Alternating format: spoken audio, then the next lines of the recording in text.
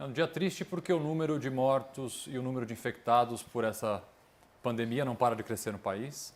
É um dia triste porque o índice de isolamento e de respeito à quarentena na cidade de São Paulo, mais uma vez, diminuiu.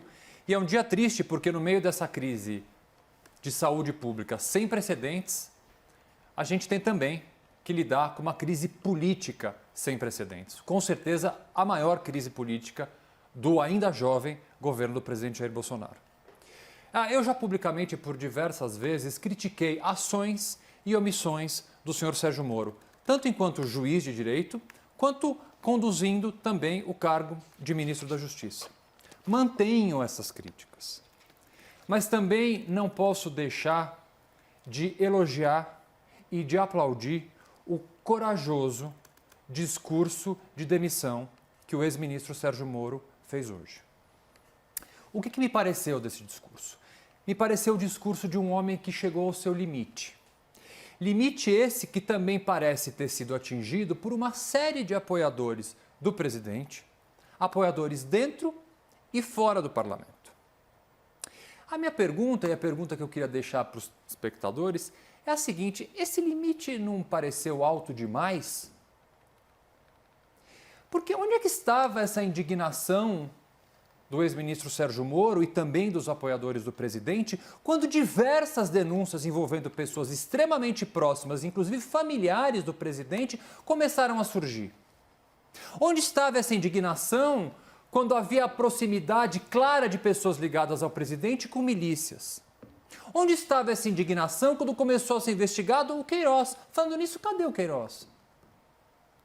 Onde estava essa indignação quando o presidente da República começou a fazer aliança e oferecer cargos para pessoas, inclusive, investigadas e denunciadas pela Lava Jato? Operação que agora o ex-ministro da Justiça, indignado, conduziu. Uma fala me chamou muita atenção no pronunciamento do ex-ministro Sérgio Moro. É a seguinte, disse ele: as conversas com o presidente, isso ele me disse expressamente, que não há só troca no diretor-geral, haveria também a intenção de trocar superintendentes. Novamente o superintendente do Rio de Janeiro. Por que essa frase é tão importante? Porque eu não sei se todo mundo vai se recordar, em agosto de 2019, ou seja, já faz um certo tempo, houve uma troca na superintendência do Rio de Janeiro. Trocaram o experiente e respeitado delegado Ricardo Saad por outro delegado, sob a justificativa de que a superintendência do Rio não produzia muito. Lembrando, o Rio de Janeiro é palco de diversas investigações importantes que envolvem, sim, pessoas próximas ao presidente. Inclusive a investigação, mais uma vez, da vereadora Marielle, que foi tratada hoje de forma tão desrespeitosa no pronunciamento do presidente. Todos esses fatos que eu citei aqui vêm sendo reiteradamente denunciados pela imprensa. Imprensa essa que se tornou alvo das maiores críticas e ataques tanto do governo federal quanto de todos os seus apoiadores. Ataques, inclusive, que nós já vimos aqui, neste programa. Onde estavam todas essas pessoas o tempo todo? O que me parece agora, apesar de elogiável o discurso do ex-ministro Sérgio Moro, me parece que Moro e os apoiadores do presidente estão agora abandonando um navio que claramente está afundando, mas sempre souberam o tipo de candidato que elegeram e sempre apoiaram. E vocês sabem quem são os primeiros a abandonar um navio afundando, né? Caio, sua vez. Bom, nessa fala inicial eu vou me abster de comentar a troca de acusações ou mesmo insinuações, tanto entre o Moro e o Bolsonaro como do meu debatedor, para dar preferência à análise dos fatos. Bom, é prerrogativa da Presidência da República nomear o diretor-geral da Polícia Federal.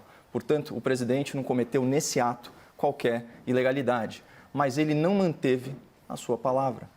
O presidente ele rompeu seu compromisso com o eleitor brasileiro, sim, ao violar a autonomia assegurada ao ministro. A carta branca se tornou carta fora do baralho.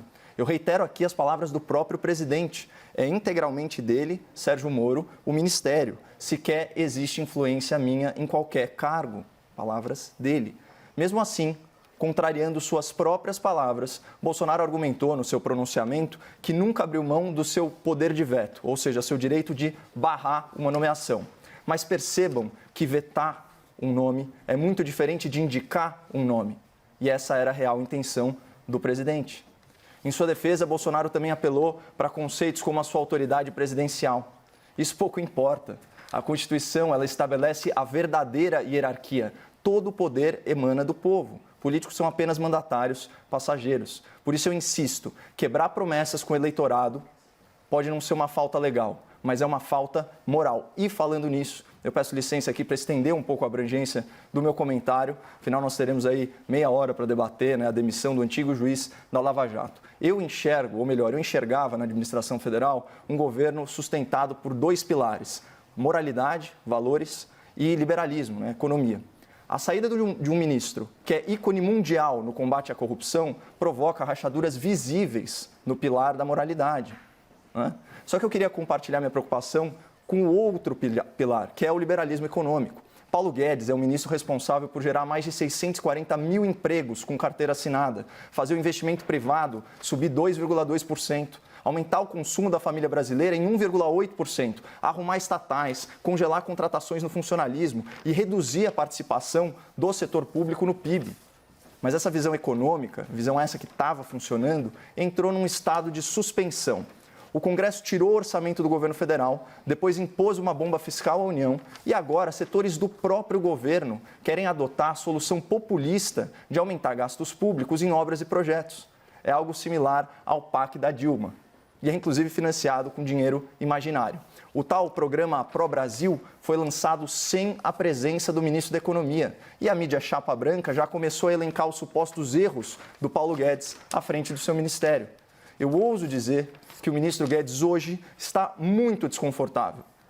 É difícil de avaliar porque ele foi o único no palanque do presidente que optou por usar máscara. Mas quem tiver curiosidade, assista ao final do pronunciamento e vejam que Paulo Guedes se limitou a 2 palmas. Ao que tudo indica, o presidente deve ter revogado a carta branca do posto Ipiranga e deve estar exercendo aí o seu poder de veto também no Ministério da Economia. E a questão que eu coloco para o espectador é muito simples. Que construção fica de pé sem os seus pilares? Augusto? Vamos lá. Me preocupa também e compartilho da preocupação do Caio, principalmente em relação ao ministro Paulo Guedes. A necessária manutenção de uma mínima estabilidade da economia é essencial para o país, principalmente no momento que nós estamos vivendo. Então, realmente, me chamou bastante atenção o constrangimento não só do ministro Paulo Guedes, como o constrangimento de vários outros ministros no discurso que o presidente fez. O discurso, na minha opinião, na verdade, ele se limitava àquelas 3 páginas que o presidente leu. O resto foi tudo improviso. E se eu fosse, por exemplo, o advogado criminalista do presidente, eu diria: presidente, o senhor tinha uma acusação grave pesando contra o senhor, feita por um ex-ministro da Justiça e um ex-juiz federal.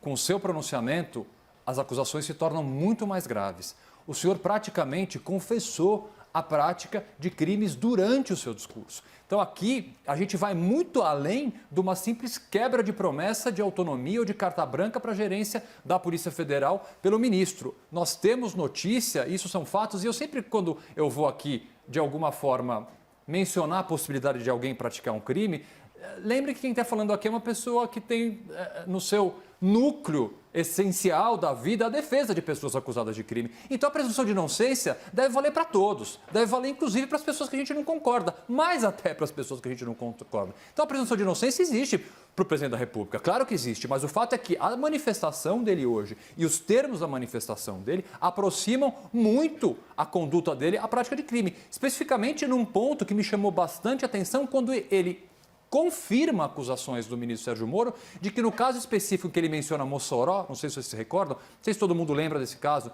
havia aí o Rony Lessa, que é uma pessoa investigada em relação à morte da vereadora Marielle, e havia aí uma possibilidade de um dos filhos do presidente ter algum tipo de relação com alguém. O presidente assume em seu discurso hoje que mandou a PF lá, colheu o depoimento e depois mandaram o depoimento para ele. Isso é uma interferência indevida do presidente, confessada por ele. Depois o presidente faz uma acusação bastante grave à Polícia Federal de que não quis investigar os mandantes da tentativa de homicídio que ele sofreu.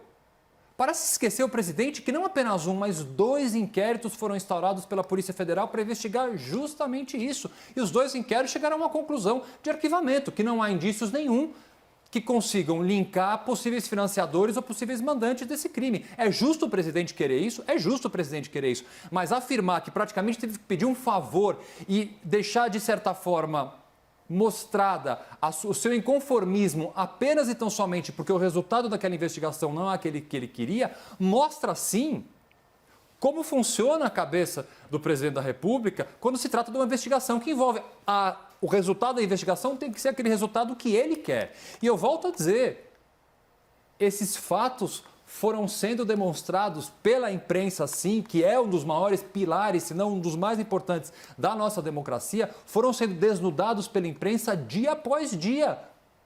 Só não viu quem não quer. Ou quem faz uma opção por uma cegueira e uma surdez seletiva. Eu enxergo aquilo que eu quero ver, eu escuto aquilo que eu quero ver. Agora não dá mais. Caio, quer fazer algum comentário ou podemos já começar com a guerra de versões? Eu queria só fazer um breve complemento aí à minha fala inicial, porque, ao contrário do que está sendo tuitado por apoiadores do governo, que dizem que a, abre aspas, né, extrema imprensa é que está fomentando aí uma intriga palaciana entre o ministro Guedes e o núcleo do governo federal, isso não condiz com a verdade. Na verdade, os ataques, né, ao Paulo Guedes, aí de forma subreptícia, de forma velada, começaram um pouquinho antes, né, de toda essa celeuma envolvendo a demissão do ministro Sérgio Moro. Portanto, isso antecede, né, esses últimos movimentos. E as coisas das quais o Paulo Guedes está sendo acusado envolvem expressões e frases como não apresentar soluções para as camadas mais pobres, esqueceu a área social, né, ignorando completamente que o melhor programa social ainda é a geração de emprego, né? Então, uma seara na qual o Ministério da Economia foi muito bem sucedido. Acusam ele de, abre aspas, liberalismo extremo, de falta de sensibilidade com os mais vulneráveis. Enfim, são argumentos aí de natureza extremamente populista, né, antecedendo o endividamento, né, do Estado brasileiro para obras e projetos geralmente faraônicos. E o resultado disso a gente já sabe, né? A gente já sabe porque a gente viveu isso no governo Dilma. Onde isso levou? Imagina num contexto de pandemia, né, de déficit fiscal, aí quase na casa de R$500 bilhão, onde isso pode nos levar. Então, eu fiz questão de usar esses primeiros momentos do debate para chamar a atenção do espectador para esse segundo movimento. Porque realmente o governo ele perde os alicerces, né, da moralidade e do liberalismo econômico, essa nova opção por dar mais liberdade de contratação para as pessoas, né, de dar mais protagonismo para o verdadeiro gerador de riqueza, né, dos países que são os indivíduos, as empresas. Então isso é gravíssimo, né? Essa é a minha grande preocupação, uma vez que, querendo ou não, o ministro Moro na composição do governo federal já é leite derramado.